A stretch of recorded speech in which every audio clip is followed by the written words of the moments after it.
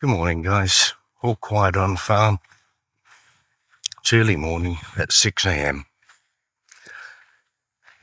Had my morning coffee, as did Mem. And then, as per normal, she disappears. And you wonder where she is, but she'll be off wandering around the farm, looking at this, looking at that. That seems to be her morning vigil, checking on what's happening and what's not happening. There's Taxi the dog. We're walking down the back corner, and I can see somebody in red over there. She's busy digging. We'll find out what she's up to in a minute.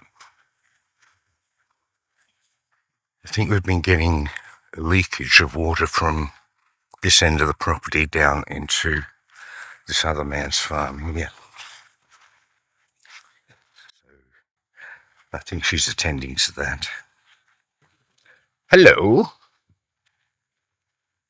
What? What you do? You think the water go? So that's the next farm. So quiet and peaceful. A few droplets of rain. Although I don't know where they came from. Even though it is the wet season, and don't be mistaken, it's not the cool season also. Well, a little bit, but not like in a Western country where you have a winter.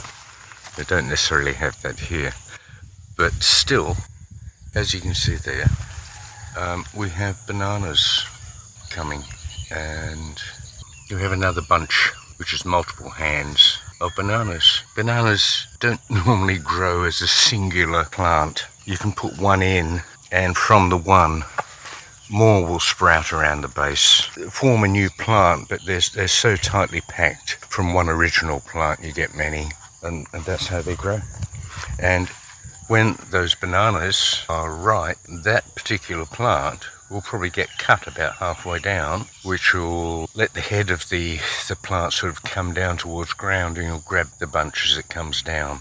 But yeah, they chop them off at half height or lower. The plant will either sprout again from its centre, or it'll die and they'll just take it out and they'll let the baby plant, which are growing from the base, like this guy, take over. So after they're fruited, they're gone, and another one will come along to replace it. There's more bananas here. We got a few bananas. We haven't got a banana plantation, but we got a good quantity of bananas on the property. Talony Mem likes them. Everybody likes bananas, so we got more there. There are some more bunches hiding in there, but they're along this perimeter, along the boundary. They add a more natural boundary to the property.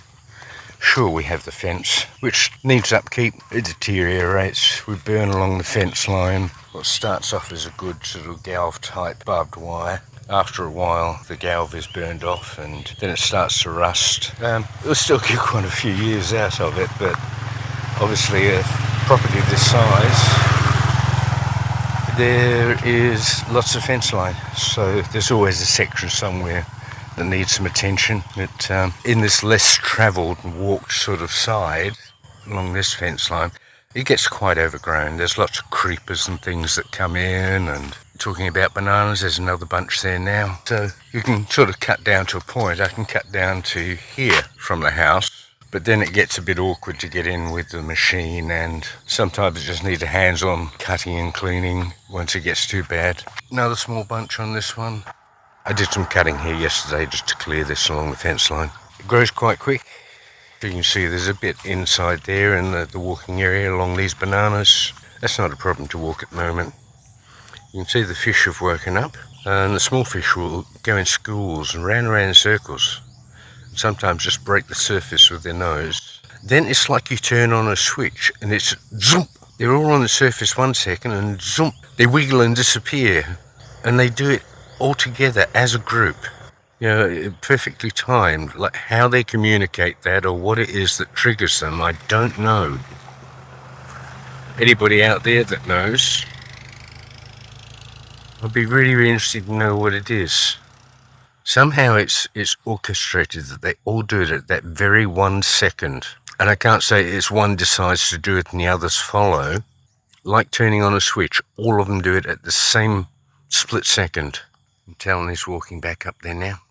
Our dams are at a level which are close to the actual neighbour's dog out surveying the perimeters and things. We have an overflow pipe here. We have many. You have to have many from the dam. That's about level with the top surface of the dam now. That's dumping water out onto the road here. Is that ideal? No, I'd like it to go across the road, but the actual raised centre of the road prevents that from happening.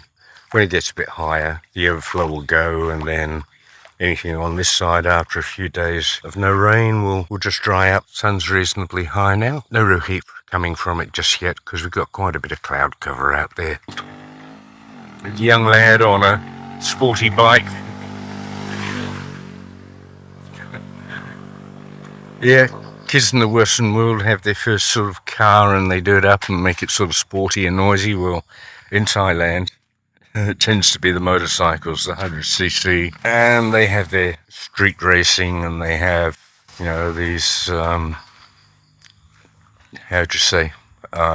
these quiet places that they go off and have their not legal racing. Sometimes the police go out and grab them and confiscate some bikes or some sports exhausts and things like that, and they steamroll them. But they'll save up and get another one and they'll be back off making a bit of noise again. So, happy new haircut. Yeah, I enjoy it here, guys. Each to their own. This suits me. And a life that some people crave. Some people would be happy and comfortable with it. Everyone to their own. You two the same. Catch you later, guys.